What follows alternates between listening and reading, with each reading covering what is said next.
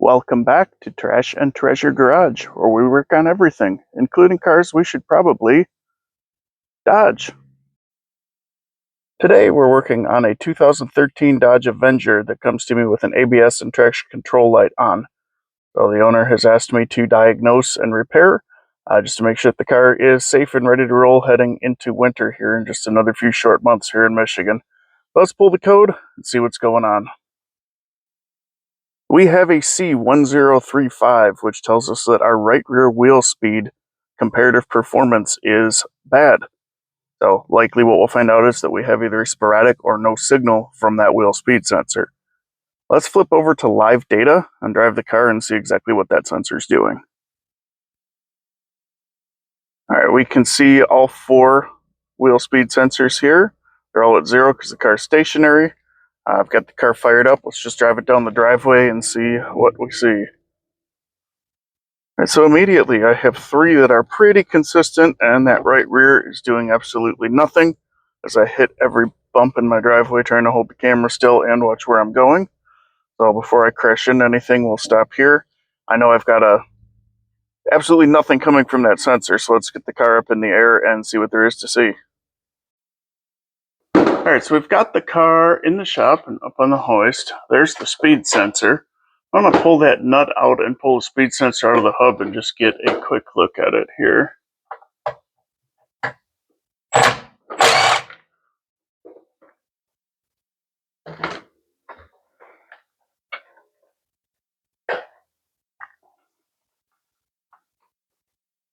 So mainly what I wanted to see here is it physically broken? Does it look like there's anything missing up in the hub? Any kind of damage there that would suggest that the hub is the problem? I see a nice clean tone ring looking through that hole.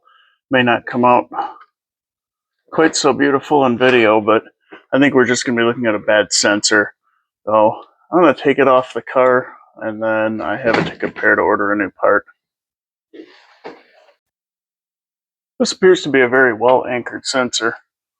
Let's see if we can get these clips out without mangling everything all to hell. There's one.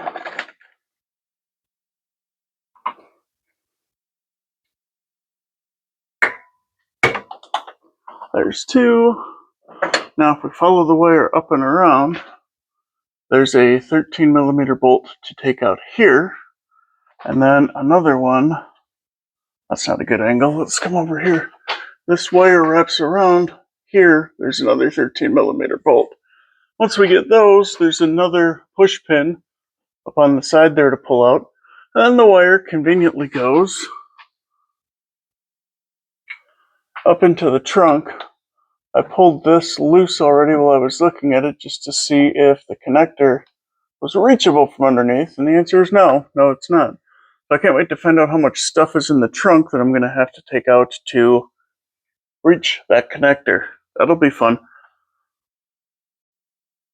Here we are inside the trunk of the Avenger, and if we go along the right side here to where you can see where I pulled that grommet through, here is the plug for that wheel speed sensor. I'm not sure if it needed to be that difficult, but there it is, removed. It's a few days later for me, and we are back on the Avenger with a vengeance? Anyway, I changed out that right rear wheel speed sensor after we proved that it was not sending a signal to the computer. So I did that, and I replaced the front brakes. I didn't capture the front brakes on camera because it really wasn't anything special. There's a million other videos on them. They're very straightforward on this car. The wheel speed sensor is about the same. It's just the reverse of the removal process. And really the only thing about that on this car that stands out as kind of a pain is having to go into the trunk to disconnect it. But all things considered, these are very easy cars to work on, and I appreciate when one of those comes my way occasionally.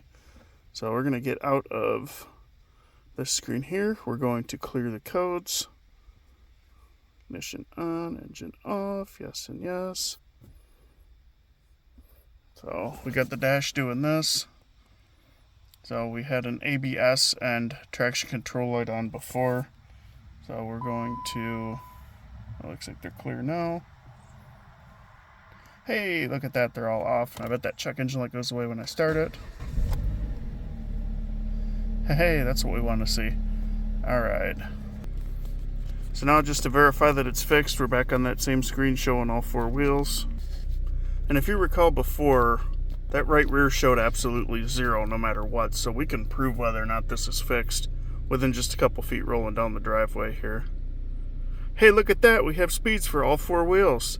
That's a wrap on that repair. Thanks everybody for watching, really appreciate it. Like, share, subscribe, brand new channel, just trying to get this off the ground, so really appreciate anything you can do to help give me a boost in the old algorithm here. Thanks again.